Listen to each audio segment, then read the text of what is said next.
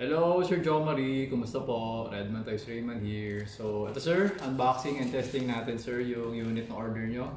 The KJ Works KP07 Airsoft Gas Blowback Pistol. So, this is the 1911. So, this is a 1911 MEU model. Okay, so black to, no? Black color. So, we have here the manual. Okay. So, walang catalog yung walang brochure. Yung KP07 ngayon. Okay. So, ito sir. So, remove ko muna yung magazine. Okay, so yung magazine niya parang may pagka-double stack, no? Yan. So, this is compatible with, ano ba? King Arms, Tokyo Marui.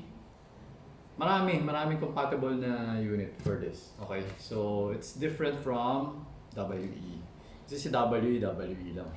Okay, so i-enter yung unit. Ito. Okay, so ito rubberized, no? Kasi nga MEU siya. Yan. Para pagka, kasi nga ang MEU means Marine Expedition Unit. So marine, ano sila dumadaan sila sa tubig. So pag basa, syempre, at least pag may rubber, mas mag-grip, no? Mas grippy, mas maganda siya sa grip. So ayan. So, what's in the box? Meron siya kasamang BB. Tapos may maliit na Allen wrench. Saka ito. Pantanggal yata ito sa may harap. Ito. Yan, okay. Tapos itong Allen, para yata ito sa front side kung hindi rin kakamali. Kasi medyo parang maliit yung butas. Yan, pantanggal ng front side. Okay? So yan.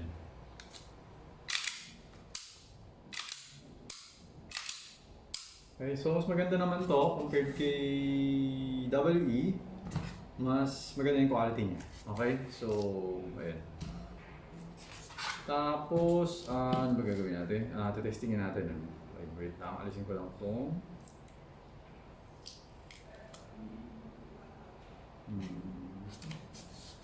okay, tsaka ko nadidikit yan. So ito, marami kang malalagay na bala dito, di ba? Siguro kasya yata dito kay 20 plus, no?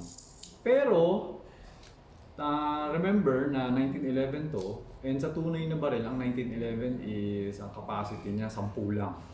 Okay? So, tapos ito, syempre manipis yung magazine, di ba? So pag to pinuno mo ng magazine, pinuno mo to ng bala, I don't think mauubos mo yung bala. Okay? Kasi manipis lang to eh.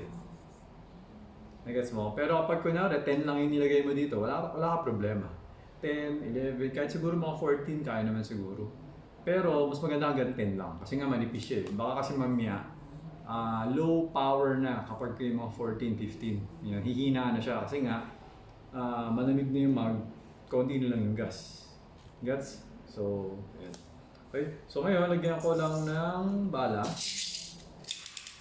Lagyan natin ng actually, hindi ko alam kung ilan malalagay ko dito. Pero 1, 2, 3, 4, 5, 6, 7 siguro. 7 siguro nalagay ko dito. Hindi ako sure eh. Kasi medyo makapal itong part na to, hindi mo siya na nakikita. Okay, so, ano nga gamitin natin gas? Ito gamitin ko, 12. CO2 naman to compatible. Okay, so ayan, makapansin mo.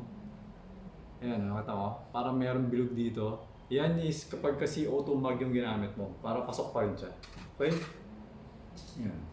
So ngayon, okay. Ayan. So, itong unit, pwede kang gumamit ng 12, okay? Tapos, pwede ka rin gumamit ng 14. Okay? Mas malakas to kaysa sa dito. Okay? So, tingnan mo na lang. Obserbahan mo kung sabi mo, parang nahihinaan ako sa 12. Okay? Order ka sa akin ng 14. Try mo yung 14. Kapag nahinaan ka pa rin sa 14, mag-CO2 ka na. Okay? Mas malakas yung CO2 kaysa sa 14. Okay? Yun. Okay, so ngayon buksan natin yung ating chronograph. Okay, so yan. Okay. Always remember to keep your trigger finger out. Make sure that the muzzle is always pointed at the safe direction. Okay. So, testingin natin. So, we have here an ambidextrous safety. Okay.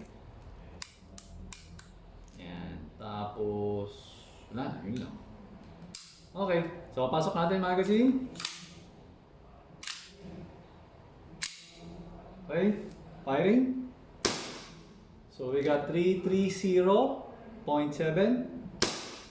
335.8, 333, 331.7, 327.5, 331.9, 328 for the 7th shot.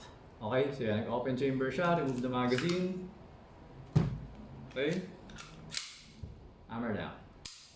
Okay, so yun sir, okay na to. Tapos yung tatlong extra mag mo, siguro lagyan ko ng gas, no? Tanggalin ko yan, tapos kargaan ko ng gas to check kung may singaw para sigurado lang walang singaw. Although, wala naman akong, wala naman ako naging problem. Ever since na nagbenta ako ng ganito, never naman ako nagkaroon ng problem sa singaw, sa mga magazine nila ni KPO7, okay? So, kahit naman yata yung 1911 ng W, wala naman eh. Okay, so, pero nakargahan ko na lang para sigurado. Okay? So, ayun sir, thank you for your order. Until next transaction po, always remember to stay safe, stay great, be good, and be thankful always. God bless po sir. Bye-bye.